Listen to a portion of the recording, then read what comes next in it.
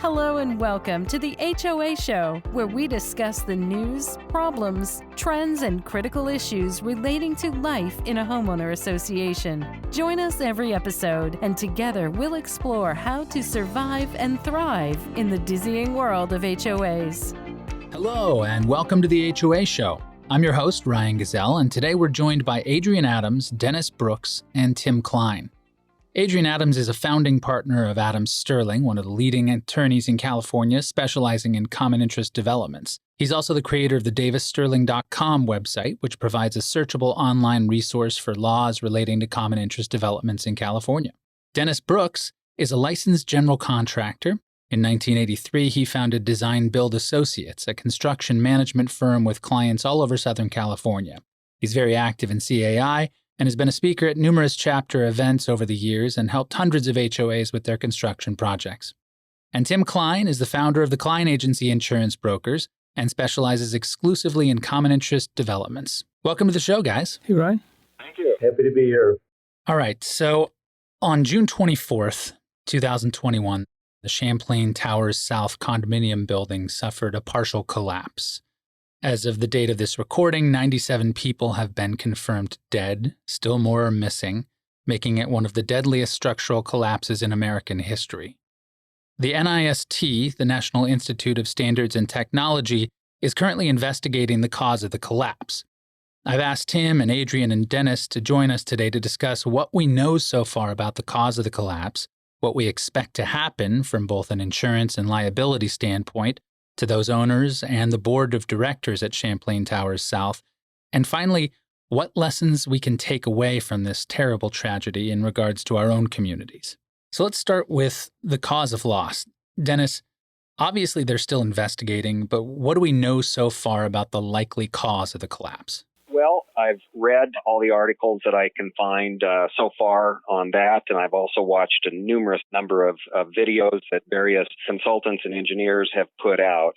And it seems that there's going to be ultimately a number of things that led to this disaster. There could end up some design issues with the original drawings, construction issues with how the building was actually built and whether or not those conformed to the original drawings and intent.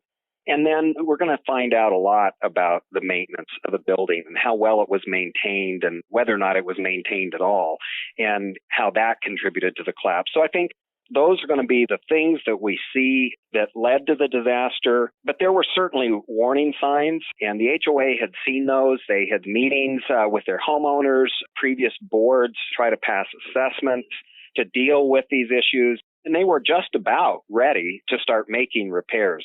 But it was kind of like way too late in the process. I've seen a lot of those videos, and you can very clearly see, the visible warning signs in the garage, peeling paint and water stains on the cement columns. It's been suggested there was drainage problems in the planters. The pool may have been leaking. It's also been reported that there was subsidence of the building by about 2 millimeters every year, and perhaps the void space between the slab and the piling caps is too great. Is it possible that we won't be able to say definitively what the actual cause of the collapse was because there were just too many factors?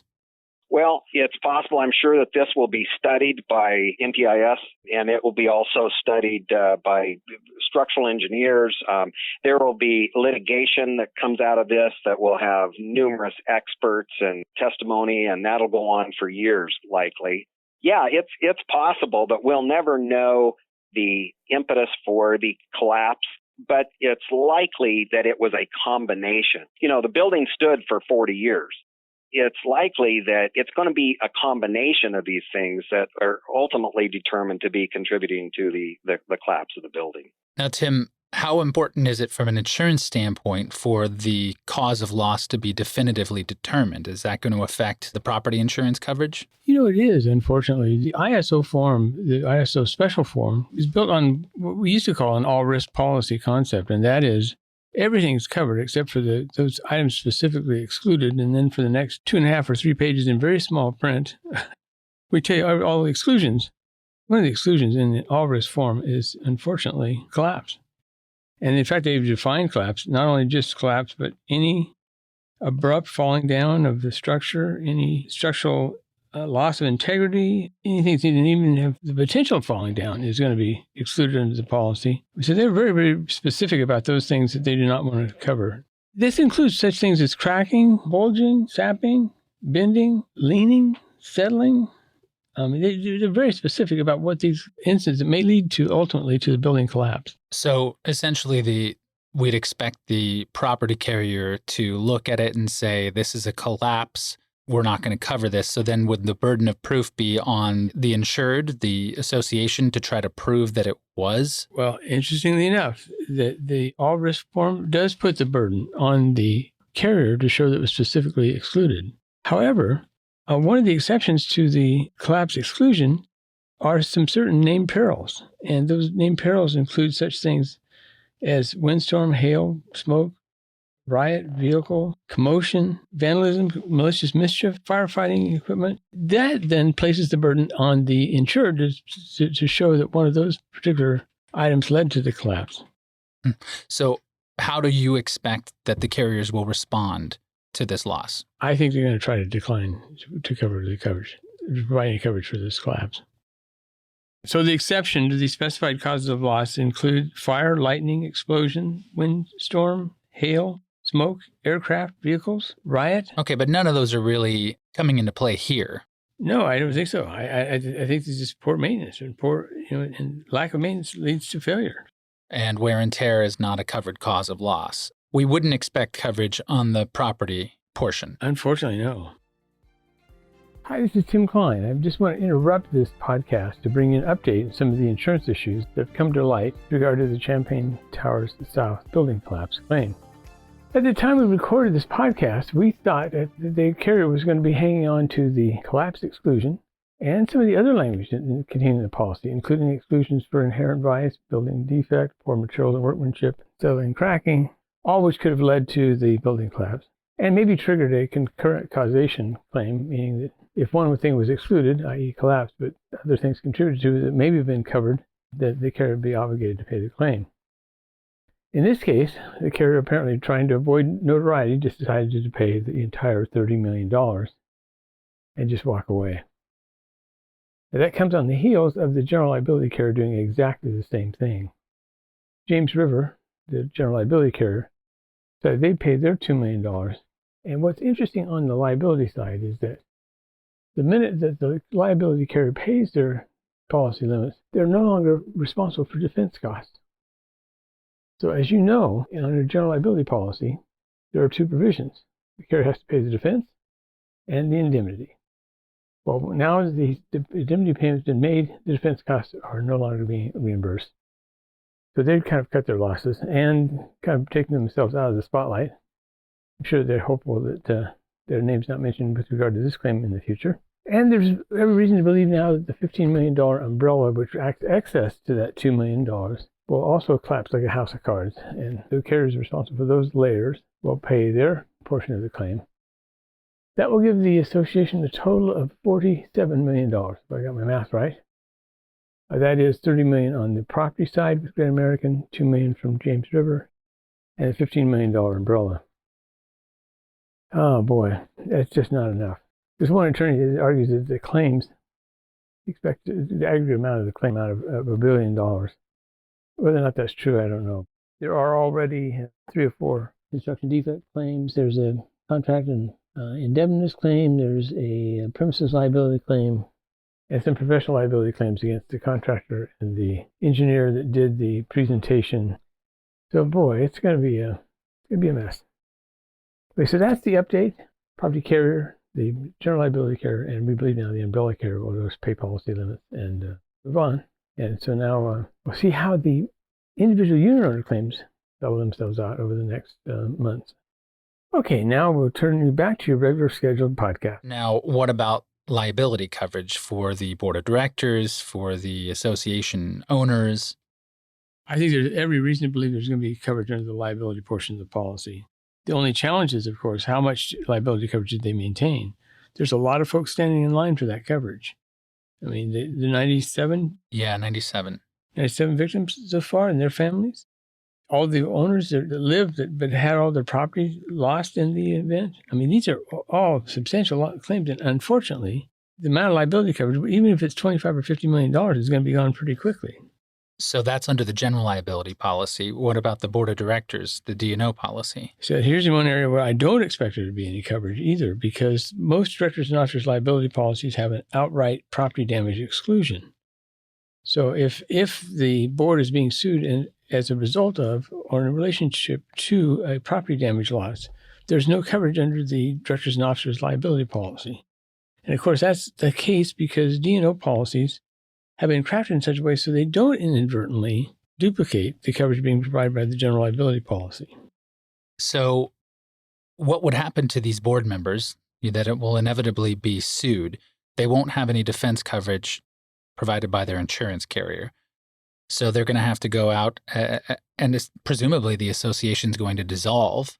So who will pay for the defense for these folks? Boy, that's a much higher pay grade than mine. I'll have to defer to Adrian on that one. But I will tell you, just looking at this from a very cursory basis, I don't think that there's going to be very long until the association has dried up all the potential D&O coverage, if there is any at all, and the general liability coverage. And then I don't know how the board members can be protected. I mean, I'm not as familiar with the Florida Common Interest Development Act as I have in California, but I know in California that the association is obligated to provide the board with a defense and some indemnity for the decisions they make.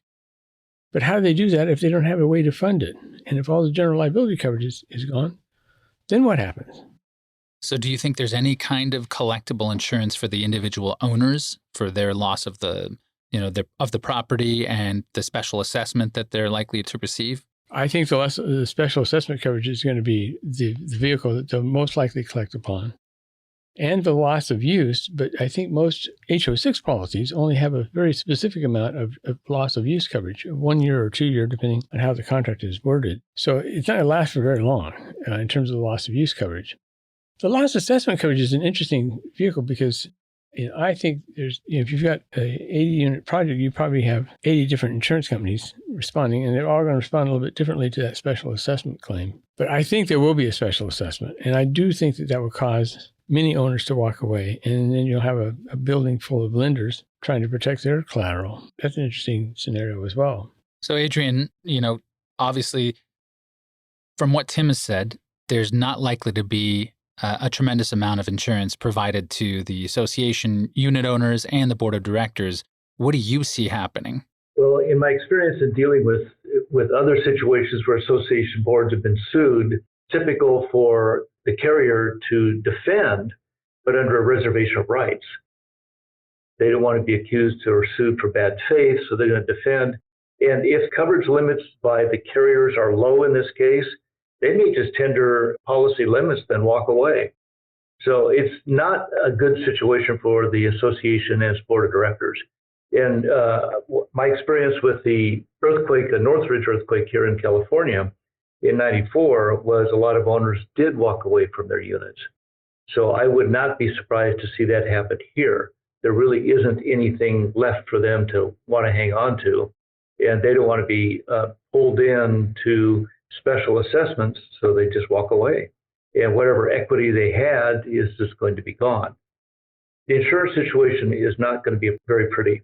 Is there any statute of limitations with regard to a board member's decisions? For example, if a board member has sold his unit, moved away from Florida, came to California, bought a unit in some project in Palm Springs, the decisions that he or she made 8 or 10 years ago, could they still be held accountable for those? Well, it's very likely they're going to get named in the lawsuits. And you'll know better than I whether insurance will defend, but the liability issues, that's something we could talk about. Absolutely, right about now. So, Adrian, I guess we're looking at two different exposures here from a liability point of view, as far as past board of directors that have acted and the present board of directors, and then the individual unit owners that are living there. So, what exposure does the current board members and the past board members have? Okay, well, the exposure, they're going to be sued. The lawsuits have already been filed. There's a criminal investigation's already been opened up. And negligence is fairly easy to prove. Criminal negligence is unlikely. There are too many, as Dennis Brooks pointed out, too many factors that played into this. So there's possible unknown construction defects. There were probably inadequate building standards because you've got the building settling and leaning, much like Millennium Tower in San Francisco settling and leaning. And the city was brought into litigation in that. It's likely the city will be named in the litigation here. The other thing that was clearly evident was the lack of maintenance. The association didn't have any reserves. A recent reserve study showed that they had 6.9% reserve funding, and there had been attempts by prior boards to make repairs. That was documented in some of the reports that were done online. And there was then 3 years ago, the board of directors commissioned an engineering study. And the engineering study pointed out in great detail extensive cracking, water intrusion, all kinds of problems going into the concrete, of course, which goes to the steel in the concrete, causing spalling. And all of that was evident. But at least these boards were trying to do something about it. And they were looking at a scope of repairs and the cost involved for $14-15 million. And of course, then you've got pushback by the members. So it's kind of the perfect storm of things happening surrounding the board of directors and their ability to actually make repairs. Because if the members aren't willing to pay to impose a special assessment, the association has no money in order to make the repairs. And it's clear there's a lot of deferred maintenance on the property, but that should not have led to a collapse of the buildings. So obviously there are other factors involved. So going back to your question, the criminal negligence, I just don't see any way that they're going to be able to establish that. But simple negligence, yes. Possibly gross negligence, perhaps. So and this then plays into the insurance and the insurance payout on the negligence issues. Entirely possible, even as Tim pointed out, they may deny coverage. And there was a lot of that happening in the Northridge earthquake, denial of coverage, and yet insurance companies were paying out just to get out of the limelight. So I expect some monies will be paid. Personal liability by directors, unlikely. You've got the business judgment rule coming into play. Well, that brings up a question, Adrian. In regards to the business judgment rule, one of the tenets is that you have to seek out the advice of experts.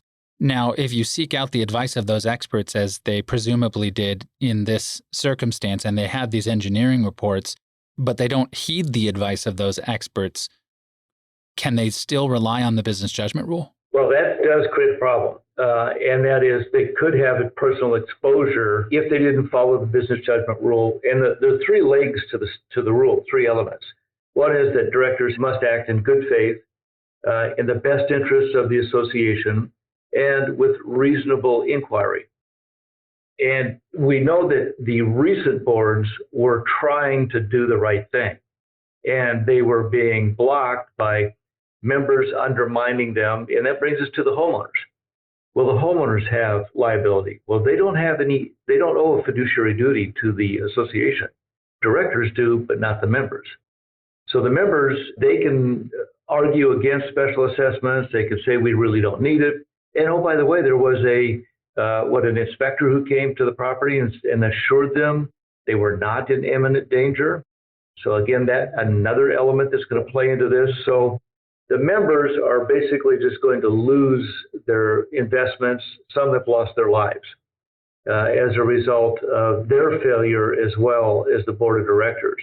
But if the investigations there would be a great deal of discovery that's going to be going on with all these lawsuits, and more facts, more information will come out that will give us a little clearer picture of potential liability of the individual directors. You know, Adrian, you made a comment about the reservation of rights letter, and I agree with you. That would be the first thing that these carriers send out to the insured. But I also agree with you that once the carrier has determined that there is some exposure, they're going to cut their losses, and they're going to cut their losses by paying that policy limit, because as soon as they pay the policy limit, they're done. The defense costs are they pack up their attorneys and go home, and they're no longer paying any defense costs. So then that board, whether it's the current board or previous board members, that are being held accountable for decisions that were or were not made, have no defense other than to rely on the governing documents that may require the association to hold them and indemnify them, hold them harmless, and pick up those defense costs. I suspect in this environment, that's going to be a tough call because everybody's going to be already dealing with a special assessment for the property damage, and now they've got a special assessment for their share of the defense costs of the people that made the decisions that got them there in the first place. That kind of leads into the question, Adrian, if we're talking about the board of directors not having coverage under their insurance, most likely, and past board members, there's got to be 100, if not more, past board members that could be named in the lawsuit. Are they all going to have to hire their own attorney, do you think, to defend themselves? Ooh, they can certainly make a demand on the association because the documents likely require that the association indemnify them, defend them, but the association doesn't have any money.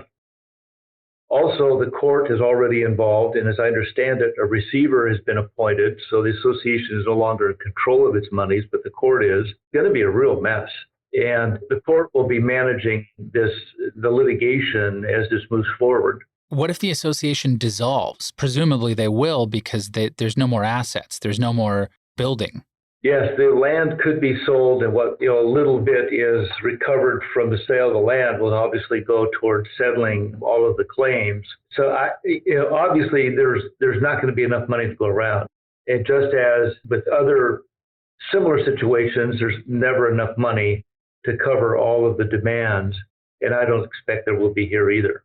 And I think selling the property is a hardship case in any circumstance where there's an HOA that has ultimately had to walk away, but particularly so when there's 96 souls or more potentially that have lost their lives. I'm wondering if that piece of property is even a buildable site from a marketing standpoint.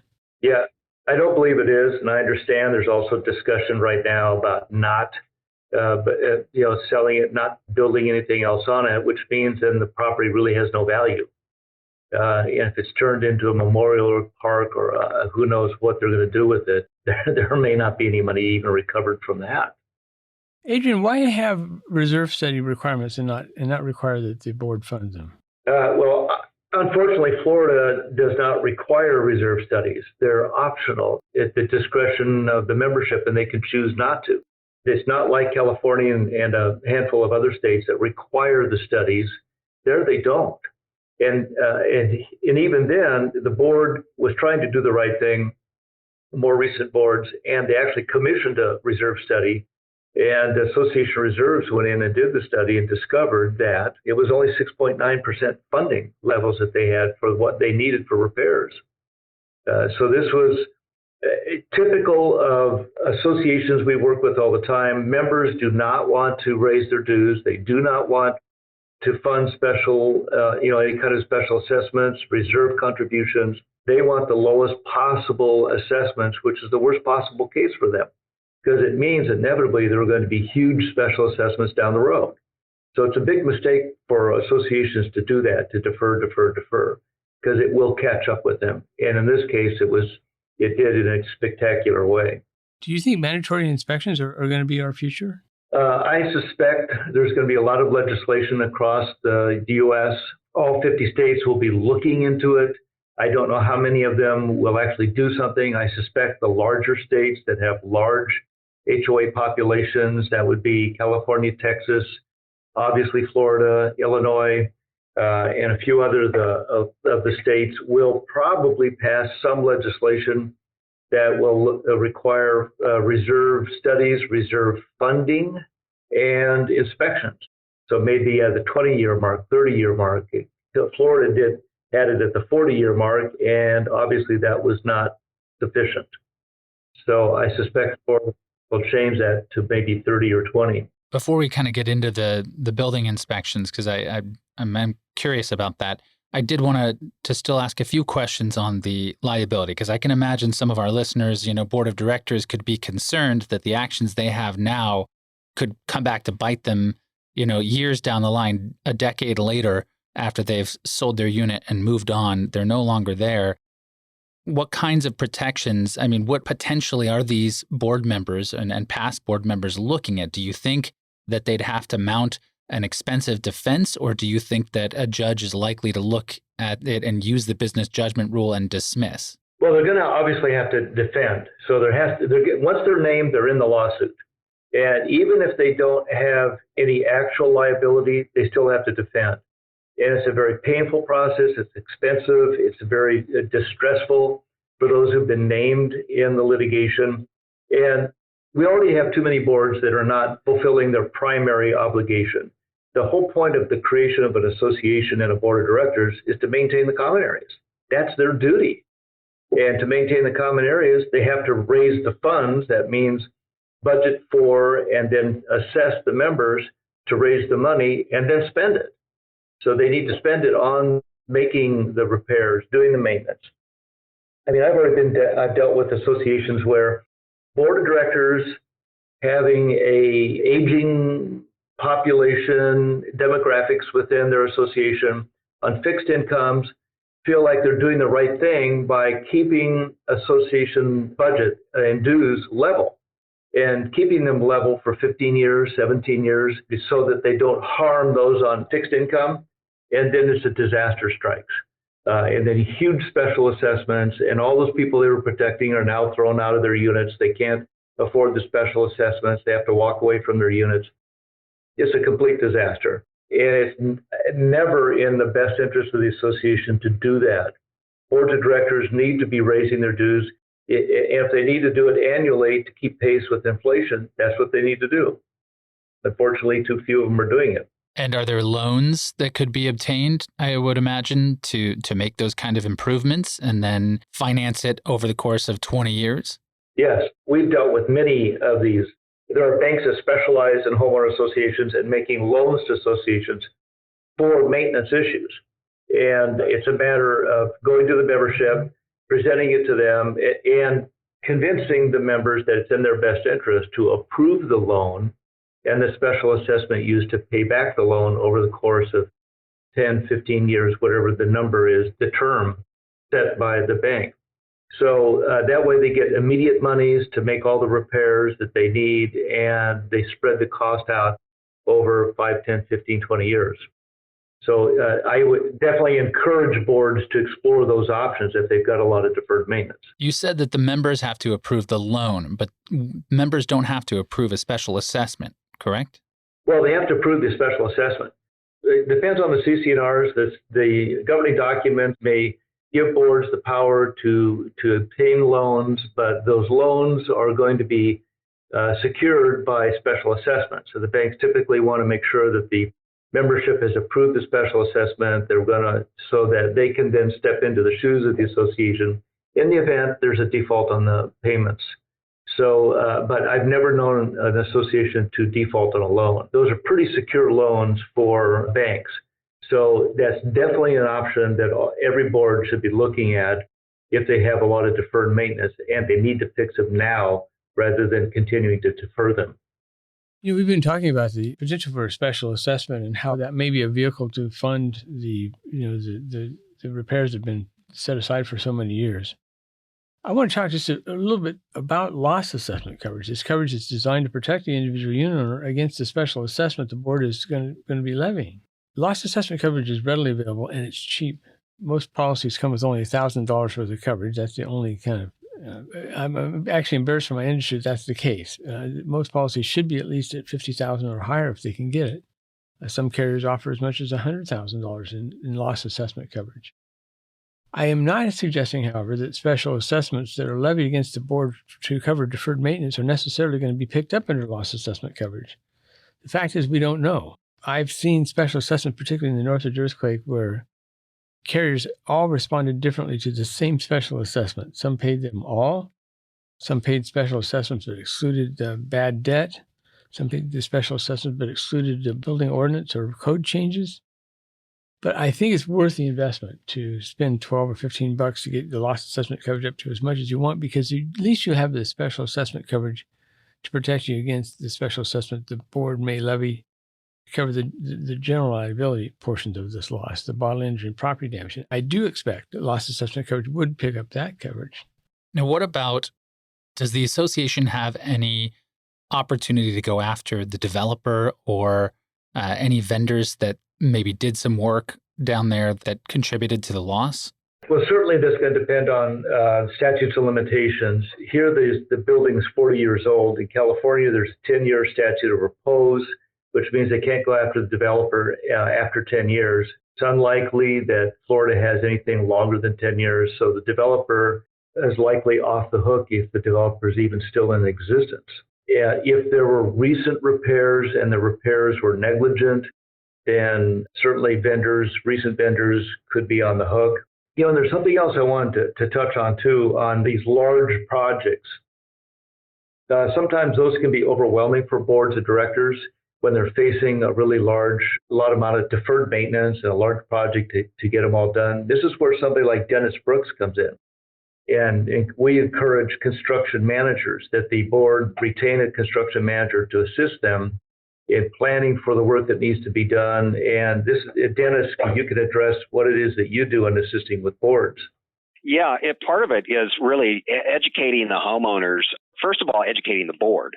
The board has to understand the need for the project and get on board, so to speak, with the need for it. Then you have to communicate that in such a way that the homeowners understand the need for it and will vote for a major assessment. And thinking about our meeting today, I went back and looked at a document, Adrian, that I think you were involved with. It was a study that was put together called Breaking Point, examining aging infrastructures in community associations. And that was not too long ago that you served on a committee with a group of folks looking at that. And one of the biggest takeaways from that article falls right into what we see. And there was a statement in one of the opening paragraphs that talk about associations fail to recognize serious structural and system failures. When damage becomes so obvious it can't be ignored, the tendency is to make superficial or temporary repairs and postpone comprehensive and in-depth restoration. And that is so much what we see. A lot of times we'll go on to projects that need major waterproofing, let's say of the pool deck, and to keep the water from dripping in the garage. And the first question after we put a scope of work together and get bids is, wow, that's really going to be expensive. What's our next best option? Well, the next best option isn't really an option if you want to protect the building. I mean, I've seen associations try to just epoxy cracks in the slab thinking that they'll just stop the water from coming through that crack. Well, the water's just going to move over and find a new crack to come through, and it's still going to saturate the slab, which is still going to wet the steel, which is still going to cause the corrosion, which is still going to cause a long-term structural problem for the building. And stopping the leak coming through that crack isn't really the solution. The solution is, where's the water even coming from? How do we stop the water from getting to the slab at all? It's a hard deal to do when the assessment is going to be big. And I think that the most successful projects that we've been involved with over the years have also been associated with not only being able to convince the board what they really need to do to take care of their building and be able to convince the homeowners, but it's associations that have been paying attention to their issues and educating those homeowners for years about an upcoming project that's going to be necessary or whatever, and that have put some money away in their reserves. I was reading an article the other day by a reserve specialist that said, a fully funded reserve, an HOA should always look to be at least 70% funded. And your comment on Champlain was that it was like 6.5 or 6.9. I mean, that's just, not preparing the membership for the expense that will come because property requires maintenance. Now, Dennis, have you seen an uptick in communities wanting their buildings inspected since this tragedy? Actually, we have. We've got several clients that immediately after this asked us while we're working for them to get them proposals from engineering companies to come in and do a kind of a head-to-toe evaluation of their building just to confirm that their building is in good, sound structural condition. And so we're currently working with several associations that are in the process of obtaining those engineering proposals and plan to make a decision and have an engineer, literally come out and inspect their building and make sure that all the issues are okay. So should every board at this point be freaking out and contacting, companies like yours and getting their building inspected ASAP? Well, I think that might be a little bit of an overreaction. I don't think every association ought to immediately call a structural engineer. It depends on the nature of the structure itself, what issues they've had over the years, how old the building is, how well their maintenance has been year in and year out. But certainly older multi-story large structures that are 20, 30, 40 years old should definitely consider that, because a lot of times the damage that is happening is not really obvious unless you've got an eye for it, unless you know what you're looking for. And even then, there are issues like with Champlain Towers, some of the videos I've watched, where some of the damage that was possibly happening to that building was something that could not have been seen by the naked eye. And therefore, there would have been a need for doing other types of testing. But there was enough type of damage occurring to that building that there should have been a concerted effort to do whatever was necessary in terms of testing to understand how the building was functioning and what was needed to maintain the structure.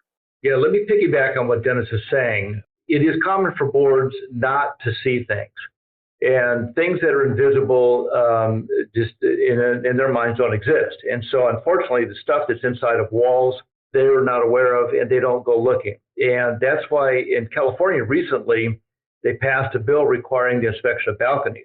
And balconies have a lot of potential structural issues that are completely unknown to boards. And in fact, they have an association where one of the owners walked out onto her balcony and her leg went through the balcony. And so they immediately red tagged and inspected all the balconies. This was a few years ago, and discovered that every single one of the balconies had serious structural wood rot, structural weakness, and they red tagged them all. And then subsequently, it cost them a little over $1 million to repair all of those balconies. So what Dennis said about things not being seen is true, which is why all associations need to be looking at things that are not visible and to do invasive testing, inspections to find out. And unfortunately, at least in California, they're required to every 9 years to inspect all their balconies by doing invasive testing or inspections. It would be, I suspect, something that could ripple across the U.S. now because of the Champlain Towers collapse, that there needs to be more invasive inspections to find out just what's happening with the structure. Well, and the balcony requirements, Senate Bill 126, that's just for the balconies in California. So maybe we could see more extensive requirements throughout the country for structural engineers to come and inspect the entire building. Do you see that happening maybe? I see that happening, whether it happens sooner or later. I do see some of that happening.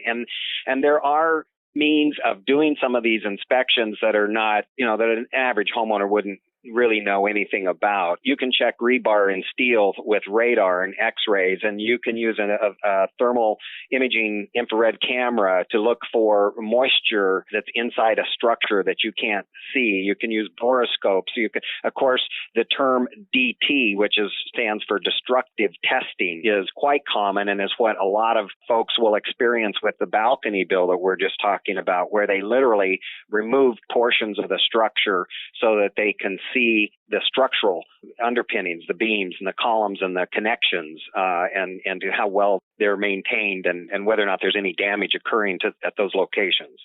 Dennis, are there any type of mandatory building inspections required right now by local governments? Currently, there's not, with the exception of the balcony bill that we've just been discussing. That has obviously now been mandated and required, and it's for specific type of buildings. So it's wood frame structures that have certain exterior elements at a certain elevation above the ground that have to be inspected, and there's a schedule for that, and the fact that a licensed engineer architect has to make that inspection and got to come up to a statistical certainty as to that the balconies are safe and whatnot. But that bill doesn't apply to balconies on high-rise buildings that are steel and concrete. That bill doesn't apply to Champlain Towers type structure.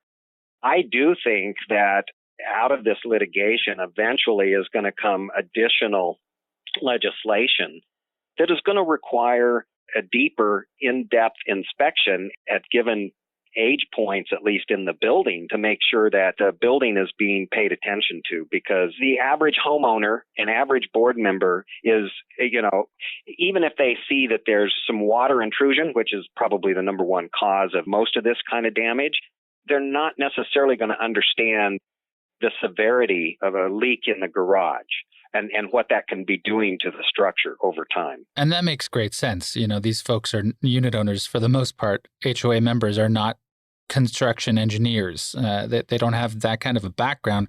So what kind of warning signs should board members and owners be looking for in their communities? Well, I think the biggest single indicator is water. Okay, if water's showing up where it doesn't belong, you need to understand where it's coming from, and you need to stop it at the source, not block it where it's causing the problem. And I would say water damage is probably the first and foremost. Any cracking in the foundations, that's certainly something that somebody ought to be paying attention to, because that, again, like at Champlain Towers, could be an indication of settlement of the structure. And whenever a building begins to settle, it puts undue stress on the structure in ways that the structure wasn't designed to take. So that needs to be investigated, and paying attention, doing a thorough job walk and walking around the building and looking for, cracks around doors or windows. Those are usually weak points, and you'll see a crack that goes off the corner of a window. That indicates there's stress on that wall at that location. So what's causing that stress? That would be important to know. I think in Champlain Towers, from the videos I saw, that there was evidence for years of moisture, water in the garages, moisture in the columns, in the concrete columns. There was water staining on the concrete columns up from the slab, 2 to 3 feet high, where you could tell water had just saturated that concrete for years. And those kinds of things are all major warning signs that an HOA board should immediately contact a structural engineer, somebody capable or qualified individual to walk the property and provide an assessment, and not be, I hate to say it, but not be looking for a Band-Aid solution that we can just patch this up or paint that wall again. I walked an association not too long ago that had a lot of water intrusion coming in the foundation of their garage on the walls. And they had, of course, all of the effervescence that comes through with the moisture that's brought through. And their solution was going to be paint the walls so it doesn't look so bad. And that's the Band-Aid. And yes, it may look pretty, and it might, look pretty for another year or two before it starts to come through again. But over that whole period of time, that damage is still occurring. Yeah, Ryan, I just want to piggyback on Dennis on the potential liability issue. And I encourage boards to have a thorough inspection of their property and a written report, because Dennis is right, water is the enemy. Whether it's coming to the roofs, the windows, the stucco, from plumbing, water is always the problem. And if they have a written report, and this can be done at the same time as reserves or in hand with the reserve study, and the report gives them a clean bill of health, it protects them from potential liability in the event something happens. If the report points out that they need to make repairs in particular areas, and they make the repairs, that's great. If it points out they need to make repairs and they don't, then they have a problem. So they've got even more exposure. So if they want to protect themselves, if boards want to protect themselves from potential liability, they want to make sure that they get thorough reserve studies and that they fund those reserves, and that they have someone like Dennis Brooks come in and do a more thorough inspection that might be invasive in looking at structural issues and giving them a report that they then need to follow. It seems to me that unless the California legislature makes a requirement of the board to go down this path, there's not going to be an adult in the room. And that is what I find so frustrating about this, is that in the 1980s, in the beginning of my insurance career, there was a provision that would require high-rise buildings on the Wilshire corridor that didn't have residential fire sprinklers to put in residential fire sprinklers. And the people who fought that bill were the people who lived on the Wilshire corridor, which I found so alarming to me. That there wasn't somebody who stood up and said, hey, this is actually a good idea. This is going to save some lives. But fortunately, there's been no instance that maybe Adrian, you may be more aware than I am, but just that single circumstance reminded me that sometimes, regardless of your best efforts, you can educate and educate, but board members may not really get the picture until there's a loss like this. And then it's sobering for a while, and then they forget about it and move on. And again, no one's the adult in the room. So I totally agree with you, Tim. I was around during those times, and I remember HOAs fighting that because, gosh, it was going to look ugly to have to put a soffit in the corridor to hide the sprinkler pipe or whatever. And they fought it from, an aesthetic point of view, and they fought it from a cost point of view. And Adrian, I've got a question for you. Where in all of this, and maybe Champlain Towers in some ways helps current boards that are having trouble convincing their homeowners that this work really must happen, that there are serious life safety consequences if this work doesn't get done? Does this bolster an association's ability to pass an emergency assessment if they can't get the membership in line with them to pass a special assessment? Emergency special assessments can be done, but even here in California, there are limitations. If it's a known problem, something the association has been aware of for some time, then it's no longer an emergency. It's something they could have prepared for. But it seems to me that they had reached crisis level, and the engineering report would have been sufficient that if I was their legal counsel, I would have told them, go ahead and pass an emergency special assessment and start making repairs. There are reports that a prior board had resigned in frustration because they were getting so much pushback from members. And I'm not one that's in favor of legislation, but in this case, these kinds of situations, I think that may be what's required in order to give the boards the support that they need to do what they need to do. And that is to raise assessments, to make the repairs that they need to make. Because there are always going to be pushback from members. They don't want to spend the money. And like you pointed out with the fire sprinklers on Wilshire Boulevard in the high rises, I remember that as well. The members successfully, the high rises fought the legislation and it was defeated. And so they didn't retrofit for sprinklers, which is just is appalling because it's going to take another huge disaster, a big fire in a high rise and a lot of loss of life to get that done. And that's just unfortunate. So Dennis, as far as takeaways go for communities and boards of directors, what would you recommend they do? Walk the property themselves. If they notice any sort of issues, then hire an inspector to come out, an engineer to look at the property? Absolutely. I mean, it's like the statement we've heard now for the last few years on the news. If you see something, say something.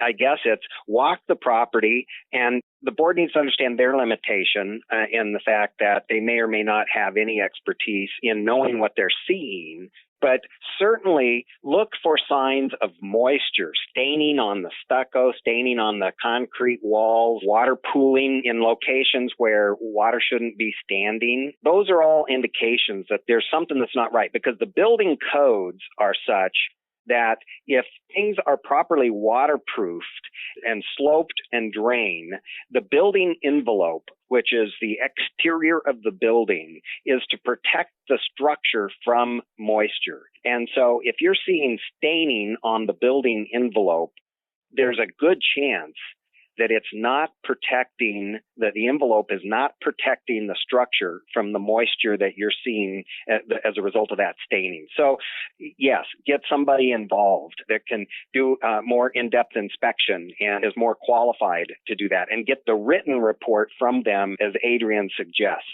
And then my encouragement is follow the recommendations of the expert. I can't tell you how frustrating it is in this industry sometimes to make a recommendation that you know is the right recommendation for the property, and somebody or a group of people decide that they know better than you as to what they want to do. And it's usually, really, if you drive back the motive, it's all about the money. And they've got a brother-in-law that knows better. They've got a friend or somebody that seems to know better, and they decide they're going to go down a different road. And usually that different road is, sure, less expensive, but it's what I would consider a Band-Aid repair to a major problem. I'm sure if all these folks could go back at Champlain Towers, they would have approved that $100,000 special assessment, no problem. I'm sure they would have. Tim, did you have any takeaways from an insurance standpoint? I just think we need someone to step in terms of legislatively to make the boards have something to hang their hat on. I think it'd be very hard, even in this environment, for someone, an individual unit owner who wants to get elected to the board so they can get the reserves funded and so they can address some of these structural repairs, because I think there'll be owners who are on fixed incomes who will fight them tooth and nail. And if the legislature makes it such that it's a requirement, then the board member who wants to do the right thing at least has that shelf on which to set his or her obligations upon. And they don't have to feel like they're fighting their own neighbors in order to get something done that needs to be done for the community. Adrian, do you have any takeaways? Yeah, takeaway here is just to remind boards that their primary obligation as a board of directors is not to never raise assessments. Their primary obligation is to maintain the common areas. And that's where Champlain Towers, they failed spectacularly. And it's not unique to Champlain Towers. There are buildings here in California, and I'm sure all around the country, that have significant deferred maintenance that's going to cause very expensive repairs that could have been dealt with rather reasonably early on. And the longer they wait, the more expensive it becomes. So I think the takeaway is boards need to pay attention to maintenance. They need to get out there and take a look at what they've got. They need to bring in somebody who can prepare a written report, and then they need to follow it. If I could jump on that just real quickly, one of the biggest things that we see, having inspected a lot of buildings in Southern California, especially any building that has a podium slab with that's a structural concrete slab that the rest of the building is built above that. One of the things that I see over and over and over again is all sorts of maintenance man, jerry-rigged pans hanging from the ceiling of the garage to catch drips coming through the slab. They're trying to keep the water from dripping on expensive cars and damaging the paint of the car. Well, I'll tell you, in the videos I saw of Champlain Tower, there were plenty of expensive cars that were crushed because the failure of the building. And I guess one of the things I would encourage people in Southern California to do is if you live in a building that's got a podium slab and you go out into the garage and you see numerous pans or trays or piping that's just catching leaks coming out of the ceiling and trying to run it over to a drain or down a column, that is a major warning sign that something needs to be fixed. Well, thank you guys so much for joining us today and talking about this. Adrian, how can our listeners reach you? Probably through the best way is through our website. We have the largest research website in the country, and it's Davis-Stirling.com. Davis-Stirling, Stirling.com. And they can submit questions and contact us through the website. Great. Dennis, how about you? They can send me an email to my email. It's Dennis Brooks, and that's Dennis with two N's, DennisBrooks, at the letter D and the word build.com. So Dennis Brooks at dbuild.com. They can also go to our website. We've got an info page that they can fill out, and that too will get to our office, and they can send us any information that way. And here's Tim Klein's cell phone number. I'm just kidding. Tim, how should folks reach you? 24/7, we are available. You know what? I just want to say, I feel like I'm in such great company today. We've got two amazing guests joining us that have really laid this out very clearly for board members going forward. To reach us when everything's gone to hell in a handbasket, our website address is kleinagency.com, or you can reach us by email at info@kleinagency.com. Either that will get to us. Klein, by the way, is spelled with a C, C-L-I-N-E. All right. As we end our episode, we'd like to remind our listeners that if you have any comments, questions, or suggestions for topics that you'd like to learn about, you can email us at feedback@hoashow.org. Join us next time on The HOA Show. To share or subscribe to the HOA Show, visit us at hoashow.org. There, you'll be able to listen to other episodes, find helpful resources relating to HOAs, provide feedback, submit questions, and check out other great stuff. The HOA Show podcast has been made possible by the contributions of Klein Agency Insurance Brokers, leaders in the community association industry. The views and opinions expressed by the podcast, its presenters and guests, do not constitute legal advice. For more information on how the topics in discussion apply to you, please consult with your own legal counsel.